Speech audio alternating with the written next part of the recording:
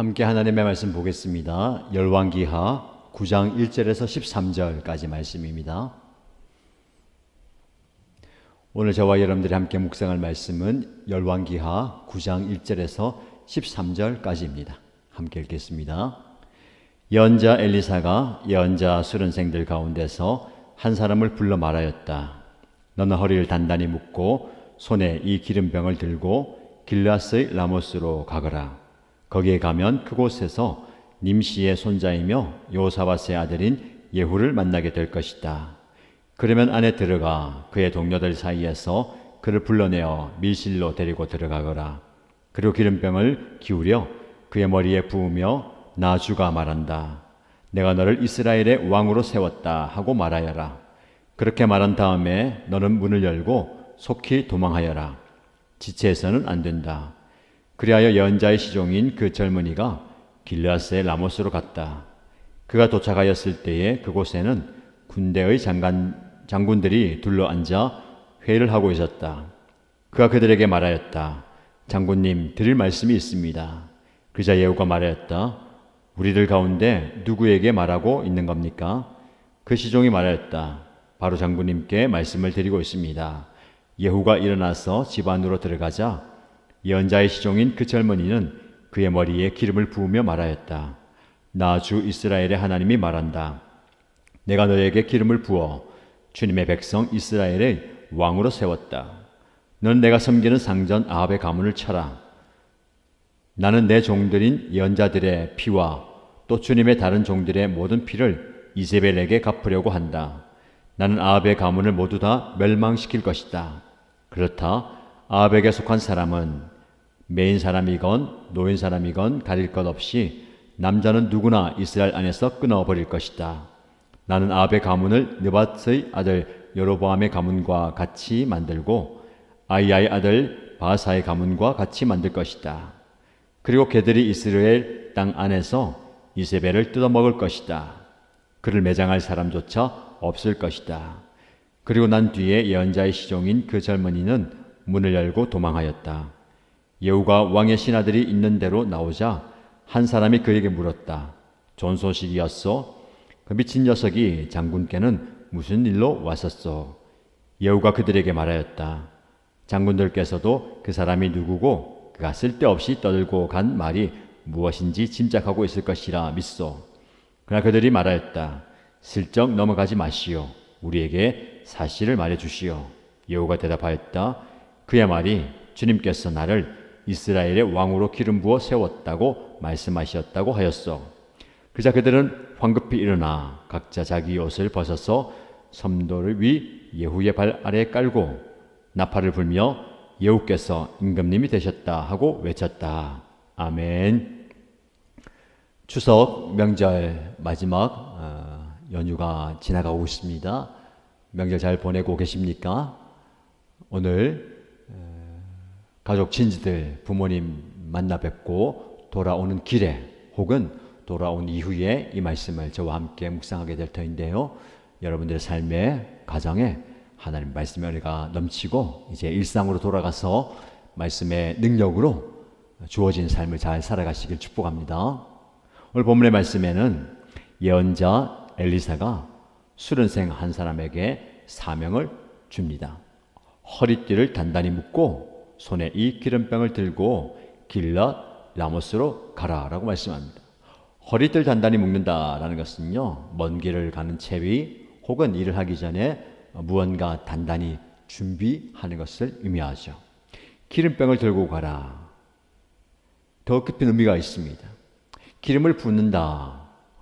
왕에게, 제사장에게, 선지자에게 기름을 부어서 세우죠.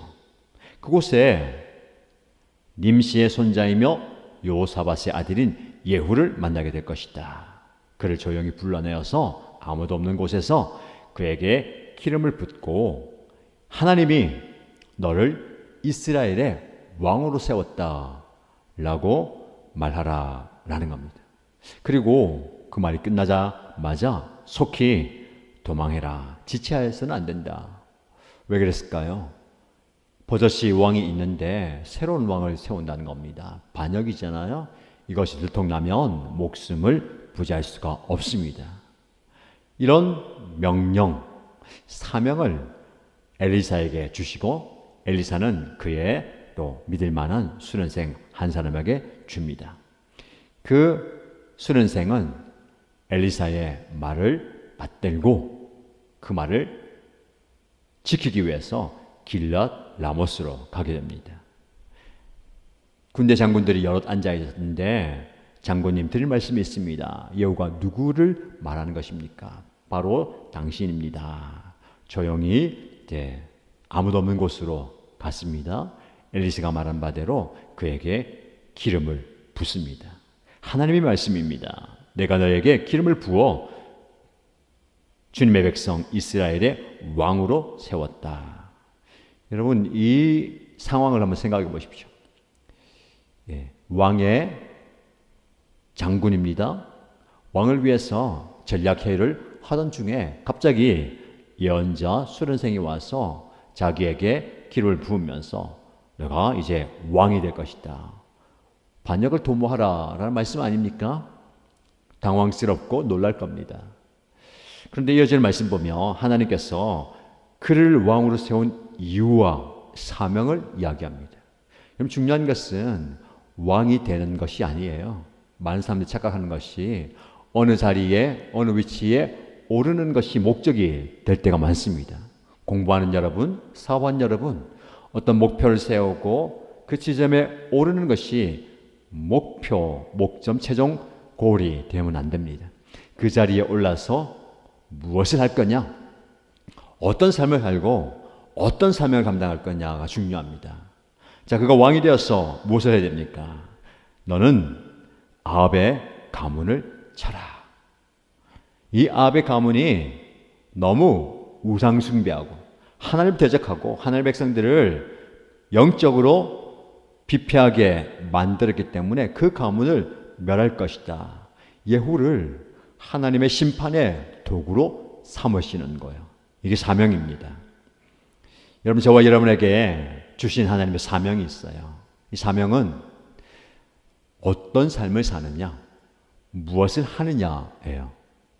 아까 말씀드린 것처럼 내가 어느 위치에 오르느냐, 나의 직위, 직분, 신분보다 중요한 게 무엇입니까? 그 직분을 받아서, 그 직위를 받아서 그 영향력으로 무엇을 하느냐, 이거예요. 여러분들에게 하나님의 사명이 주어지게 되기를 축복합니다. 아니, 우리 모두가 사명을 받은 사람이에요. 자, 명절이니까 가정에, 가문에 한번 적용해 볼까요? 여러분에게 이 가정, 이 가문에 시집가고 장가가게 하신 하나님의 뜻이 있을 겁니다.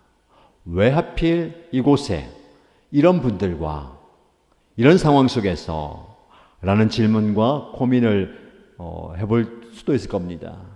생각을 바꾸면 하나님께서 나를 이곳에 이런 상황 가운데 이분들과 함께 있게 하시는 분명한 이유와 목적이 있는 줄 믿습니다. 그 자리에서 하나님이 주신 사명을 발견하고 그 사명을 감당하는 저와 여러분 되시길 축복합니다. 너무 어렵고 힘들고 버겁다고 포기하지 마시고 그걸 감당해야 합니다. 예후가 왕이 된다는 것, 그리고 왕이 되어서 그의 모셨던 상전의 가문을 멸하는 것 쉽지 않은 겁니다. 그러나 하나님께서 주신 사명이라면 하나님께서 그 사명을 이룰 수 있도록 사람을 붙여주실 것이고 상황과 환경을 열어주시고 바꿔주실 겁니다. 우리가 기도해야 됩니다. 하나님, 나에게 이런 사명을 주셨습니까? 이거 감당할 수 있는 저의 마음, 그리고 자세, 태도, 그리고 역량이 되기 원합니다. 그리고 저에게 필요한 사람을 붙여주십시오. 저에게 필요한 상황과 환경을 열어주십시오. 라고 기도하시기 바랍니다. 하나님께서 여러분에게 돕는 사람을 보내주실 것이고 그리고 함께할 일꾼들을 붙여주시고 또 상황과 환경을 열어주실 줄 믿습니다. 사명을 주실 때는 그 사명을 감당할 수 있는 능력도 함께 주십니다. 우리 공동체에 한번 적용해 볼까요?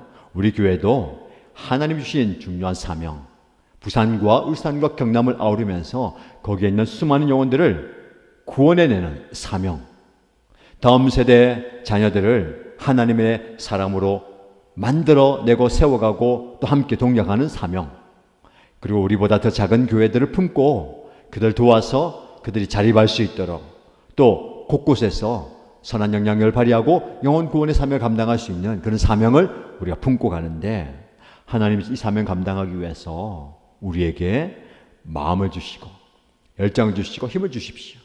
그리고 필요한 사람들을 보내주시고 필요한 물질도 허락하여 주시고 상황과 환경을 열어주십시오 라고 기도하십시다. 우리가 어떻게 합니까? 무슨 수로 합니까? 무슨 능력으로, 무슨 재정으로? 그렇게 얘기하지 마시고요, 기도해야 됩니다. 아니, 우리는 없어요. 감당할 수 있는 힘도 없고 그만한 역량이나 그만한 인력이나 그만한 재정도 없습니다. 하나님께서 우리가 그것을 품고 기도하게 하실 때에 하나님께서 허락하시고 부어주시고 붙여주시고 함께 해줄 수 믿습니다. 여러분의 삶에, 여러분의 가정에, 여러분의 사업과 사역과 학업에 적용하시기 바랍니다. 하나님, 제가 어느 위치에 올라야 되겠습니까? 왕이 되려고만 하지 마시고요, 그 위치에서 하나님이 허락하시는 사명을 감당할 수 있는 그 사명을 능히 이루어내는 사람 되고 싶습니다 라고 기도하시고 필요한 것 구하시기 바랍니다. 하나님께서 응답해 주실 겁니다. 자, 이제 말씀대로 이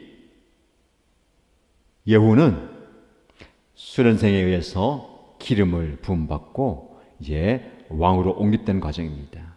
재미있는 표현은요, 이 예언자 수련생이 예후에게 기름을 붓고 전할 말을 다 전한 뒤에 10절 말씀 하반절을 보면 문을 열고 도망하였다 라고 표현합니다. 말씀대로 빨리 그 자리를 비워야 됩니다. 소문이 나거나 혹시 잘못되면 큰 어려움을 당할 수 있잖아요. 이제 나오니까 주변에 있는 사람들이 물어봅니다. 좋은 소식이었어? 무슨 좋은 소식이요? 당신만 알지 말고 우리도 좀 알아봅시다. 무슨 일로 그 사람이 온 거요? 당신들도 알다시피 쓸데없는 얘기하고 간 거 아니겠습니까? 뭐 짐작한 건데, 여러분 짐작한 대로 별일 없었고 그냥 뭐 들어도 도움 안 되는, 여러분에게 말해봤자 별 쓸모없는 이야기하고 갔습니다. 주변의 사람들이 그게 아닌 것 같은데 슬쩍 넘어가지 마시고 우리에게 사실을 말해주시오 라고 얘기할 때에 예후가 사실을 얘기합니다. 사실은 그 예언자 수련생이 하나님께서 나를 이스라엘의 왕으로 기름 부어 세웠다고 말씀하셨다고 하셨어. 그 말을 들은 주변의 많은 사람들이 옷을 벗어서 예를 표하고 나팔을 불면서 예후께서 임금님이 되셨다 하고 왕으로 옹립한 겁니다. 어쩌면 이것은 한 왕에 대한 반역이에요. 그러나 하나님께서 하셨다. 오늘 본문의 말씀이 중요한 것은요, 하나님이 기름 부어 세우셨다. 여러분, 왕은, 영적 지도자는 하나님이 세우십니다. 내가 되고 싶다고 주변에서 억지로 등 떠밀려 사는 게 아닙니다. 여러분, 하나님이 세우셨다. 여기에 권위가 있고 능력이 있는 거예요. 여러분, 여러분에게 하나님이 무슨 일을 맡기고 싶어하고 또 사명을 함께 감당하는 동력자로 부르실 때에 겁내지 마시고요, 이 말씀 의지하시기 바랍니다. 하나님이 기름 부어 세우셨다. 그러면 하나님께서 하시는 거예요. 나를 내어드리십시다. 하나님께서 나를 사용하시도록, 우리 가정을 사용하시고 우리 교회를 사용하시도록 내어드릴 때에 하나님은 놀라운 일들을 이루어 가실 줄 믿습니다. 오늘 이 말씀 붙드시고 여러분들도 여러분 가정에서, 여러분 가문에서 기름 부어 세운 종처럼 귀하게 쓰임받고 더 나아가서 하나님의 공동체 안에서, 하나님의 나라 안에서 기름 부어 세운 종처럼 귀하게 쓰임받는 저와 여러분 되시기를 주님의 이름으로 축복합니다.